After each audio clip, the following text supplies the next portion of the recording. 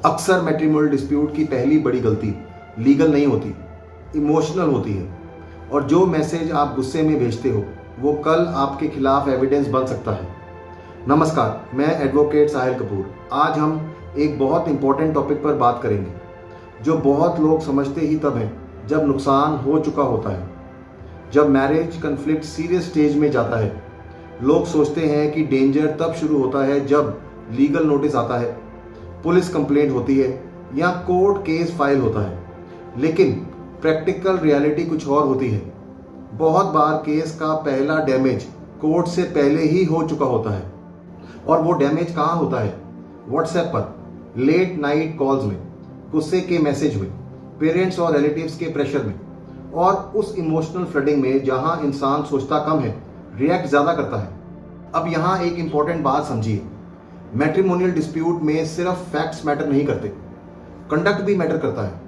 आपने कन्फ्लिक्ट के दौरान अपने आप को कैसे हैंडल किया, आपका टोन कैसा था, आपने चाइल्ड को कैसे इन्वॉल्व किया, आपने कितनी मैच्योरिटी दिखाई, ये सब लेटर स्टेज पर बहुत वेट कैरी करता है। ज़्यादातर लोग यही गलती करते हैं। उन्हें लगता है कि मैं बस अपना साइड एक्सप्लेन कर रहा हूँ, लेकिन जो चीज़ आपको एक्सप्लेनेशन लग रही है वो सामने वाली साइड के लिए ओवर कम्युनिकेशन हो सकती है और कल को वही कॉन्ट्राडिक्टरी रिकॉर्ड लग सकता है।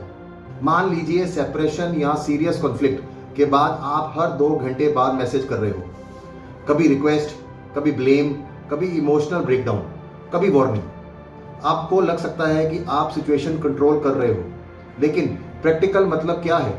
आप एक मेसी रिकॉर्ड क्रिएट कर रहे हो। एक और कॉमन मिस्टेक होती है एंगर बेस्ड मैसेजिंग। इंसान हर्ट होता है, ट्रिगर होता है और एक स्ट्रॉन्ग मैसेज भेज देता है।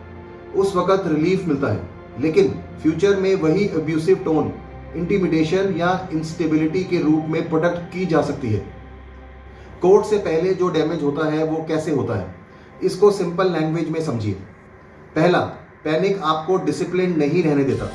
आप बिना सोच समझ के कॉल करते हो, बार बार मिलने की कोशिश करते हो, फैमिली को इन्वॉल्व करते हो और हर बात लिखित में डाल देते हो।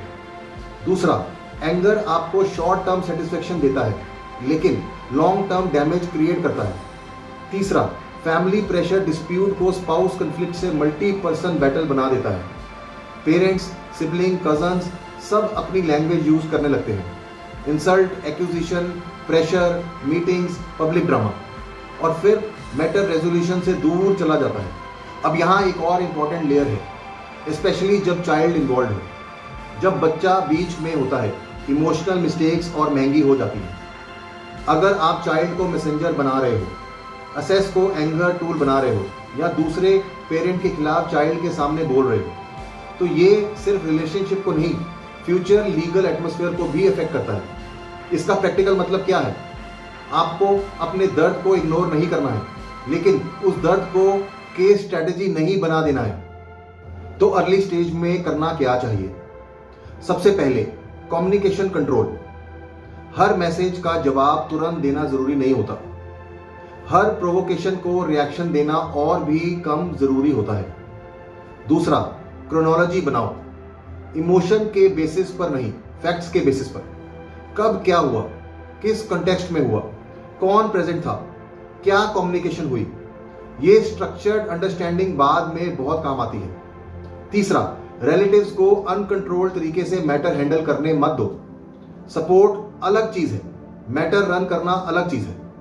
चौथा, सोशल मीडिया से दूर रहो। Indirect post, victim signalling, public statements, status messages, ये सब शॉर्ट टर्म इमोशनल आउटलेट होते हैं, स्ट्रेटेजिक स्टेप नहीं। पांचवा, मीडिएशन को वीकनेस मत समझो। मीडिएशन तब काम करती है जब आप प्रिपेयर्ड हो।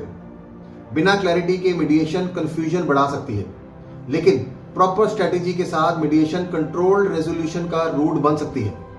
अब सवाल यह है कि कब समझें कि मैटर सीरियस लीगल स्टेज की तरफ जा रहा है?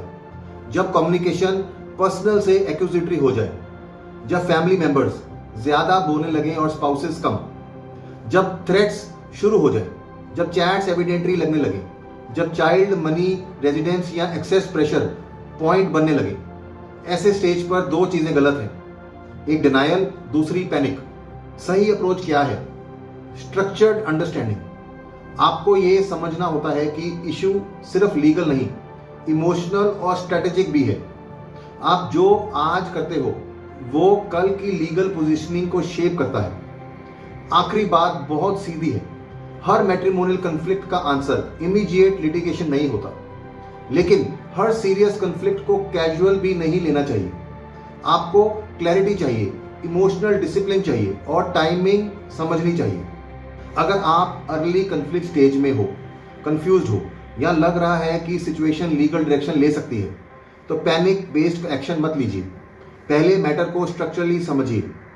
अ structured understanding is better than panic led action. अगर आप अपनी मैट्रिमोनियल सिचुएशन को स्ट्रैटेजी, क्लैरिटी और कंट्रोल्ड रेजोल्यूशन के लेंस से समझना चाहते हैं तो प्रोफेशनल गाइडेंस लीजिए before emotional damage becomes legal damage.